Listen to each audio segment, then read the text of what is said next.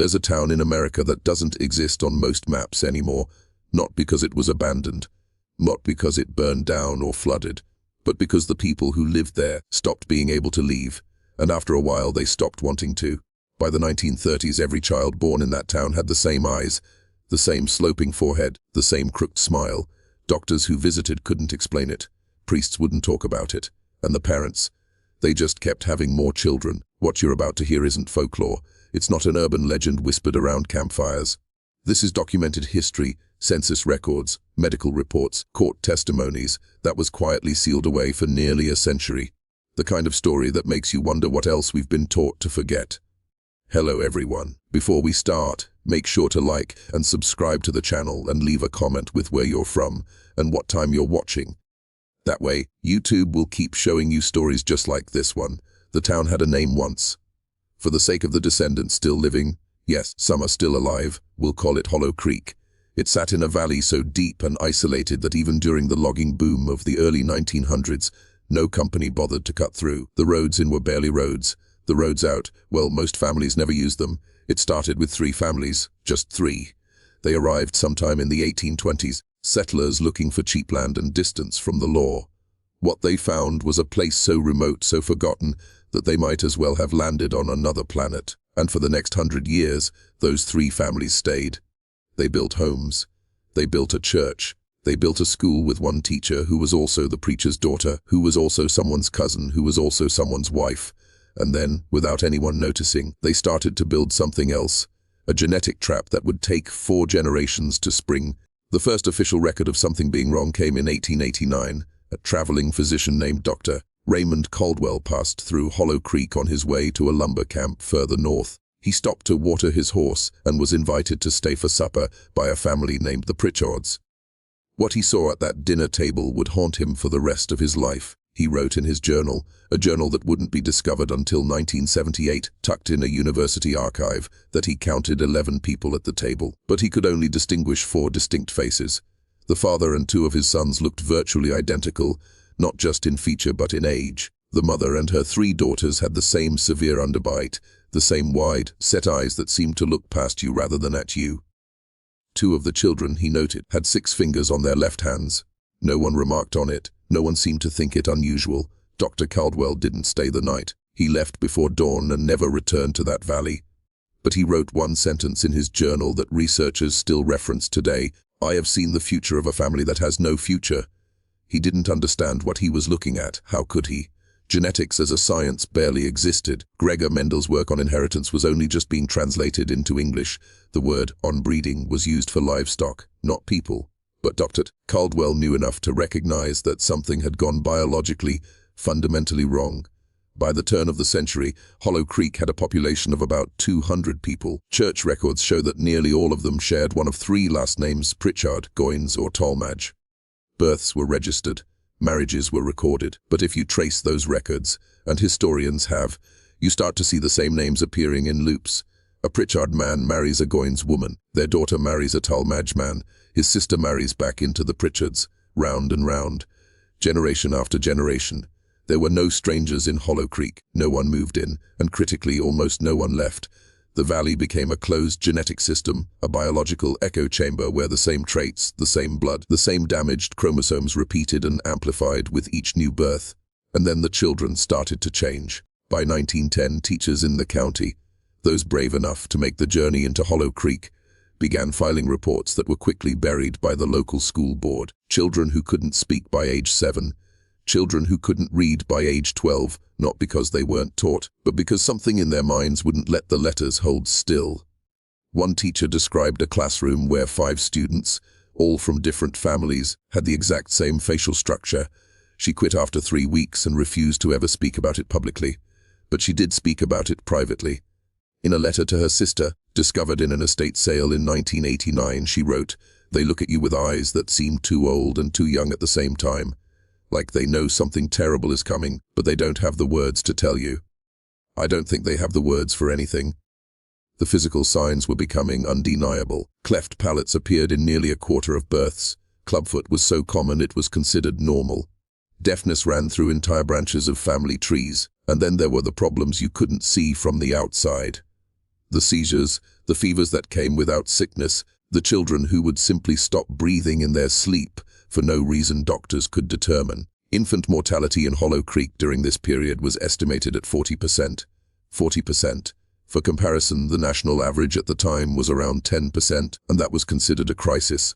But in Hollow Creek, burying children wasn't a tragedy, it was routine. The cemetery behind the church had more graves for infants than adults. Some families lost 5, 6, 7 children before one survived past the age of 5, and yet they kept going. They kept marrying within the same families. They kept having children. Because in their minds, this wasn't abnormal. This was simply life. When everyone around you shares the same blood, the same struggles, the same quiet tragedies, you stop seeing them as tragedies.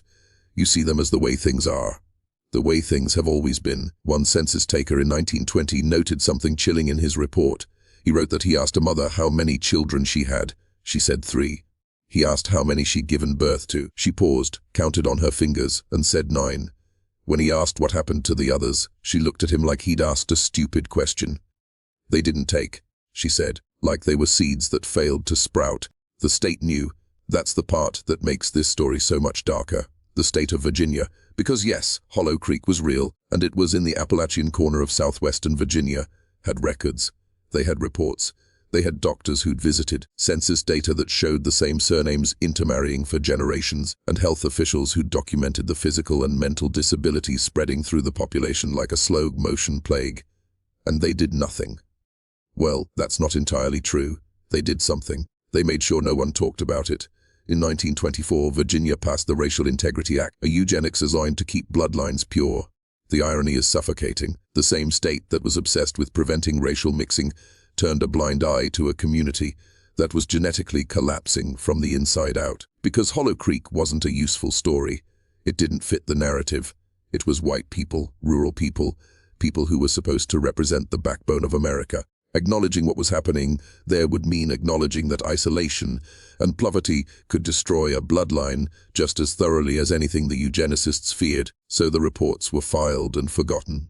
The teachers who complained were quietly transferred. The few journalists who tried to investigate were politely turned away, told there was nothing to see, that these were just poor mountain folk who kept to themselves. And the people of Hollow Creek. They learned not to ask outsiders for help, because help never came. There's a court record from 1928 that's almost unbearable to read. A woman named Edith Goines tried to petition the county for medical assistance for her son, who was 12 years old but couldn't walk, couldn't feed himself, and had seizures that left him unconscious for hours. The petition was denied. The reason given was insufficient funds. But the real reason, buried in the margins of the clerk's notes, was simpler: family situation self-inflicted. Self-inflicted, as if a child born with a broken body and a broken mind had chosen his parents, as if generations of isolation and poverty had been a deliberate decision rather than a trap that tightened with every passing year. By the 1930s, Hollow Creek had become a ghost town that was still alive. The population had dropped to fewer than 150. The church still stood, but services were irregular. The school had closed. Families lived in cabins that were rotting from the inside, held together by habit and desperation, and the children, those who survived, walked the dirt roads with faces that all looked like echoes of each other, genetic photocopies that had degraded with each reproduction. No one outside the valley wanted to acknowledge they existed, and the people inside had stopped believing anyone cared. Everything changed in 1937, not because someone finally decided to help, but because someone decided to study them. A researcher from the University of Virginia named Dr. Howard Pembroke arrived in Hollow Creek with a grant to study isolated populations in Appalachia. He wasn't a geneticist, he was an anthropologist, which meant he was more interested in culture than chromosomes. But what he found wasn't culture, it was a biological catastrophe that had been slowly unfolding for over a century. Dr. Pembroke spent 6 months in Hollow Creek. He measured skulls, he documented family trees, he took photographs that wouldn't be released to the public until the 1990s, and when you see them you understand why. Faces that look simultaneously ancient and childlike, eyes that don't quite align, hands with extra fingers or missing fingers, or fingers fused together, children standing next to their parents, and you can't tell which generation is which because they all look the same age, worn down by the same genetic weight. He interviewed over 60 residents. Most couldn't read. Many couldn't hear. A significant number had cognitive impairments that made conversation nearly impossible. But the ones who could talk told him stories that made him physically ill, stories of babies born without brains, of children who screamed constantly because their bones grew wrong and caused them endless pain, of a teenager who gave birth to a child with 2 heads that lived for 3 hours before dying in her arms. And through it all, there was this eerie acceptance. No anger, no grief that looked like grief. Just a quiet, hollow acknowledgement that this was normal. This was life in Hollow Creek. Dr. Pembroke's research was never officially published. His notes were sealed. The university claimed it was to protect the privacy of the subjects, but researchers who've accessed the files believe it was something else. It was shame, institutional shame, that this had been allowed to happen in America in the 20th century, in a state that prided itself on civilization and progress. If you're still watching, you're already braver than most. Tell us in the comments, what would you have done if this was your bloodline? But Dr. Pembroke did one thing that mattered. He contacted the state health department and told them in writing that Hollow Creek was a humanitarian crisis, that children were being born into suffering, that without intervention, without new blood, without education, without medical care, the entire community would collapse within 2 generations. The state's response came 3 months later, a single sentence, matter under review. Nothing was ever reviewed. Nothing was ever done. World War II changed everything, but not in the way you'd think. The military didn't come to Hollow Creek looking for soldiers. They came looking for land. In 1942, the federal government began seizing property across Appalachia for military training facilities and infrastructure projects. Hollow Creek sat on a ridge that happened to be strategically useful for a radio relay station. Eminent domain notices were sent. Families were given 60 days to relocate. Most had never left the valley in their entire lives. Some had never left their family's property. The dispersal was chaotic and brutal. Families who'd lived within a mile of each other for 5 generations were suddenly scattered across 3 counties. Some went to live with distant relatives they'd never met. Others ended up in boarding houses in small towns where people stared at them in the streets. Children were enrolled in schools where teachers didn't know what to do with them, where other students mocked their appearances, their speech, the way they moved. Medical examinations became mandatory for the first time, and that's when the outside world finally saw the full scope of what had happened. County health records from 1943 show that of the 37 children from Hollow Creek enrolled in public schools, 22 had severe congenital disabilities, 14 were classified as mentally deficient by the standards of the time, 9 were deaf, 6 had skeletal deformities that required surgery, and almost all of them showed signs of what we now recognize as genetic disorders caused by successive generations of inbreeding. The term the doctors used in their reports was hereditary degeneration. They meant it scientifically, clinically, but the families heard it as something else, as confirmation that they were broken, that their blood was poisoned, that everything their parents and grandparents had built, the community, the survival, the stubborn persistence in that isolated valley, had been a mistake. Some families tried to hide their origins. They changed their names, lied about where they came from, told their children never to mention Hollow Creek. Others simply gave up. There are records of parents surrendering their disabled children to state institutions, places with names like the Home for the Feeble-Minded and the Virginia Colony for Epileptics and the Mentally Deficient. Places where those children would spend the rest of their lives locked away, forgotten twice over. By 1950, Hollow Creek was completely empty. The cabins collapsed into themselves. The church was stripped for lumber. The cemetery remained, but even that was eventually swallowed by the forest. The headstones cracking and sinking into the earth, like the community itself was trying to be forgotten. But the people who came from there, they couldn't forget. They carried it in their bones, in their blood, in the faces of their children. A woman named Ruth Pritchard, one of the last to leave, gave an interview in 1983, shortly before she died. She was asked if she had any regrets. She thought for a long time, and then she said something that still echoes. We didn't know we were doing anything wrong. We thought we were just trying to survive. But I guess survival isn't enough if what survives isn't really alive anymore. Today there are still descendants of Hollow Creek walking among us. They live in Virginia, West Virginia, Kentucky, Tennessee. Most don't know their full family history. Their parents didn't talk about it. Their grandparents took the secret to their graves. But the genetic legacy remains, written into their DNA like a language they can't read but their bodies remember. Modern geneticists who've studied the Hollow Creek population, using archived medical records and genealogical data, estimate that the effective breeding population of the community dropped below 50 individuals by 1900. To put that in perspective, conservation biologists consider any animal population below 500 to be critically endangered. Below 50, extinction is almost guaranteed. Not just death, but genetic exhaustion. The point where there isn't enough diversity left to produce healthy offspring. The families of Hollow Creek crossed that threshold and kept going for another 40 years.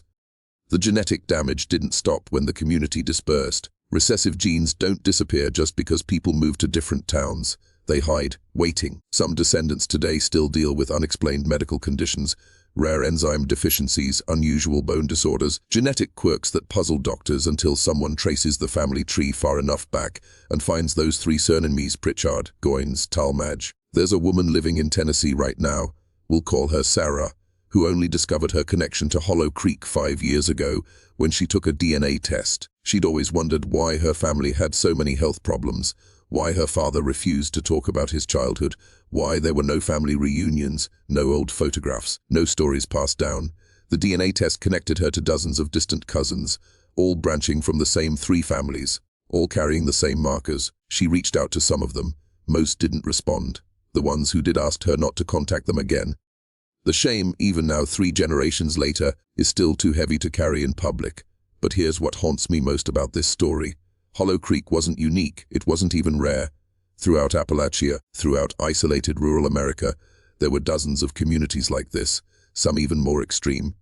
The difference is that most of them were never documented, never studied, never acknowledged. They just slowly faded away and we pretended they never existed. We like to think of America as a place of opportunity, of mobility, of endless possibility. But for some people, for some families, America was a trap. Geographic isolation became genetic isolation. Poverty became a prison with walls made of mountains and roads that led nowhere. And the children paid the price for circumstances they never chose and could never escape. The cemetery at Hollow Creek still exists. You can find it if you know where to look, though the state won't tell you and locals will actively direct you away. The headstones are mostly unreadable now, covered in moss and time. But if you count them, you'll find more than 300 graves in a space meant for maybe 100. Most of them are small, children's graves, infants who never had a chance. There's no historical marker, no memorial, no acknowledgement that this place ever mattered or that the people who lived here ever existed. Just forest, silence, and the quiet understanding that some stories are too disturbing for us to remember. So we bury them like those children, and we walk away. But they happened. Hollow Creek happened. And if we forget it, if we let it disappear completely, then we're just guaranteeing it will happen again. Maybe not in the same way, maybe not in a valley in Virginia, but somewhere, to someone in some community we've decided isn't worth saving. That's the real horror. Not what happened in Hollow Creek, but how easily we let it happen, and how quickly we agreed to forget. If this story disturbed you, if it made you think, if it reminded you that history isn't just dates and wars but real people suffering in real places, leave a comment. Share this video. Make sure their story doesn't disappear completely. Because the only thing more frightening than what happened to them is the thought that no one will remember it happened at all.